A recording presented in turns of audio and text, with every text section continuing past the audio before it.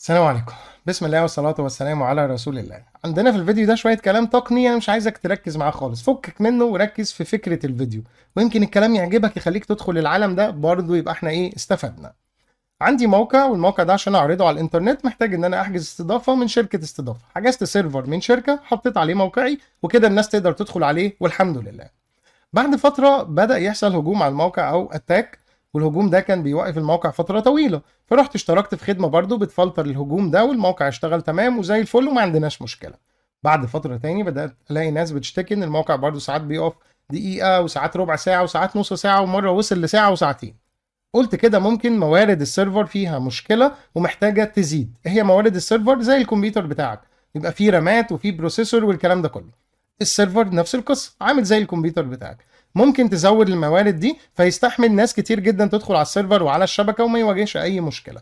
حلو. مش هدخلك في تفاصيل تقنيه، انا مش بشرح تقنيه دلوقتي، انا بجيب لك الموضوع بالبلدي كده بلغه الناس اللي عندها كمبيوتر في البيت بس وشكرا. رحت بعت ايميل للشركه، قلت لهم هل الموقع بتاعي محتاج ان انا ازود الموارد ولا لا؟ لو محتاج اعملوا ابجريد واعملوا لي الفاتوره وشوفوا كام وانا هدفع وكله تمام. حلو كده. حلو. وقف بقى القصه كده شويه وخلينا نرجع بالزمن كده كام سنه، مش هقول لك كام لان انا محتاج اقعد افكر كام سنه، فمش هتفزلك وهقول لك زمان وخلاص على كده واطلع من الهيدك ده.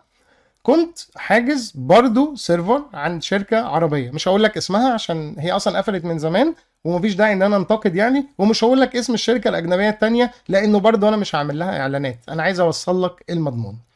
الشركه دي كانت الدنيا ماشيه تمام وزي الفل، اللي هي الشركه العربيه، وفجاه بعتوا لنا ايميلات تقريبا كان في صاحبي حاجز سيرفر من عندهم برضو وجاله نفس الايميل، فبنسبه كبيره هم بعتوا الايميل ده لكل العملاء. قال ايه بقى؟ نفس الايميل جالي وجه لصاحبي، انه السيرفر بيعمل لود او الموقع بتاعك بيعمل لود على السيرفر وبيستهلك الموارد كلها، فانت محتاج تابجريد الريسورسز او تزود موارد السيرفر يعني بالعربي. تمام، وهيتكلف كذا ويلا بينا عشان تدفع، والفاتوره طلعت. الفاتوره طلعت، يعني ما جاش سالني هتابجريد ولا لا، الفاتوره طلعت، اللي هو انت مجبر يا حبيبي، هتروح فين يعني، انت مالكش غيرنا. تمام كده. كان عندي خبره الحمد لله بسيطه في نظام في نظام اللينكس والادمنستريشن والكلام ده، ودخلت على البانل بتاعت السيرفر، بصيت على اللود وشفت اللوج فايل كامل، ما حصلش اصلا لود على الريسورسز خالص، والسيرفر ستيبل جدا والدنيا نايمه والموقع ما بيستهلكش حاجه اصلا. الموقع ما كانش فيه شغل عالي لدرجه انه يستهلك اللي هما بيقولوا عليه. فعايز اقول لك السيناريو الحاصل ان الشركه عايزه تزود دخلها، فبتبعت للناس كلها تابجريد السيرفر، وانت بتابجريد السيرفر وانت حرفيا مش هتستخدمه. ربنا يهديهم ويصلح حالهم ويهدينا انا كمان يا عم.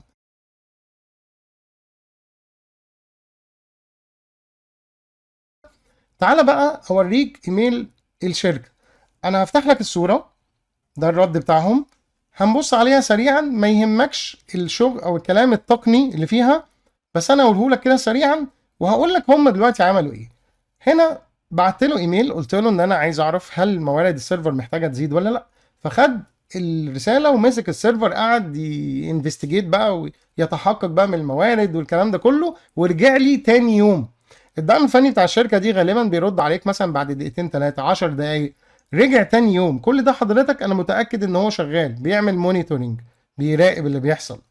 قال لي هنا شكرا ان انت انتظرت، احنا عملنا انسبكت للسيرفر ولاحظنا ان في بعض الابديتس ما كانش معمول، يعني في ابديتس انت محتاج تعملها عملناها لك. تمام كده. كل المواقع بتاعتك بتستخدم الفيرجن بتاع البي اتش بي، الكرنت فيرجن اللي هو احدث اصدار في لغه البرمجه. ممكن بقى احنا نطير الاصدارات البي اتش بي القديمه عشان غالبا هي برضو ممكن تعمل لك مشكله في السيرفر. حلو. بيقول لك بقى بخصوص استخدامك للموارد، انا مش شايف اي مش شايف اي مشاكل مع السي بي يو او البروسيسور، استخدام البروسيسور طيب تمام جدا.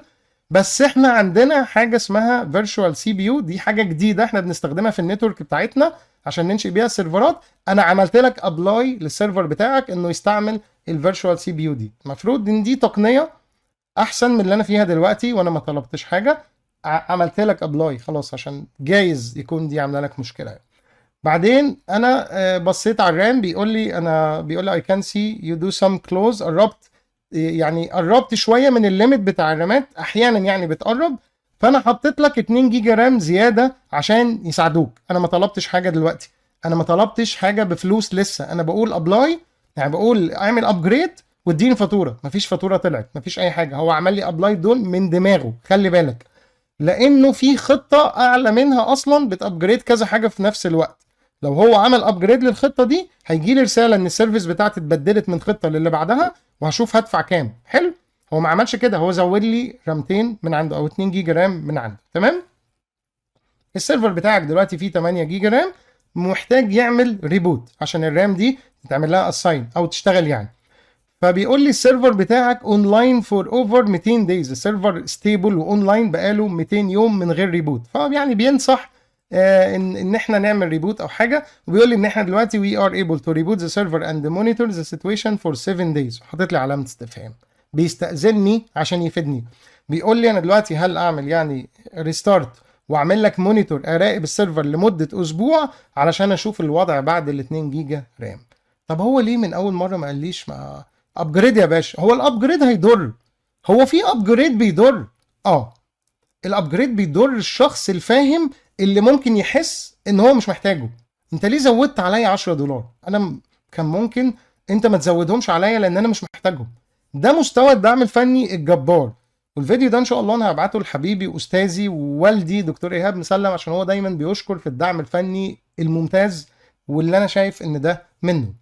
المقارنه اللي انا عملتها لك دي عملتها لك عشان انا عشت الموقفين دول.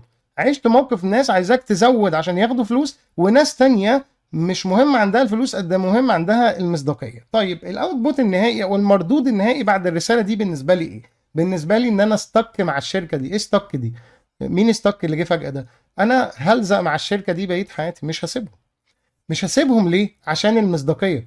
المصداقيه بتاعتهم دول، يعني المصداقيه بتاعتهم دي هم مش عاملينها على اساس عشانك انت. هو في ناس، لو يعني في ناس غيري ممكن يكون خبير جدا في المجال ده فمش هتعرف تضحك عليه، ولو عملت الحاجه دي هيسيبك ويمشي. فهم المصداقيه مكسب.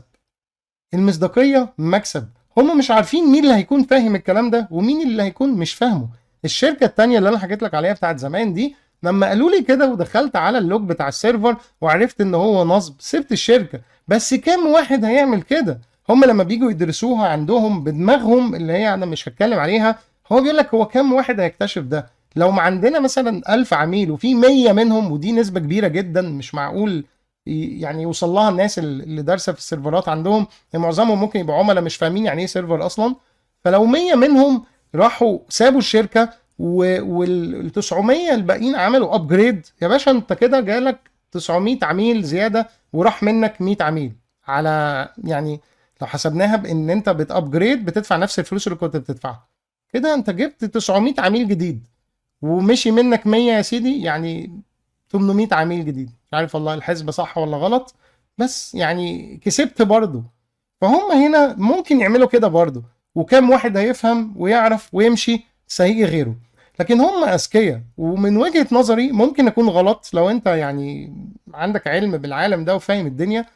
من وجهة نظري انا شايف انهم المنافسة كبيرة وفي شركات كتير جدا في المجال ده. فلو واحد فعلا طلع كتب ريفيو وحش عنهم، او واحد قال تجربته كانت فعلا صادقة بالدليل، ده هيشخرم سمعته.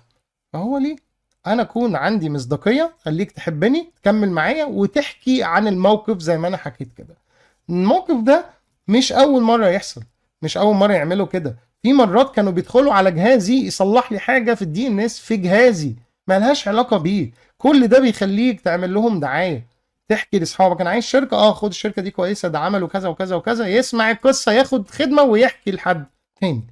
المصداقية يا جماعة بتخليك تكسب، حتى المكسب ده لو مش مؤقت قدامك بس بتخليك على المدى الطويل تكسب.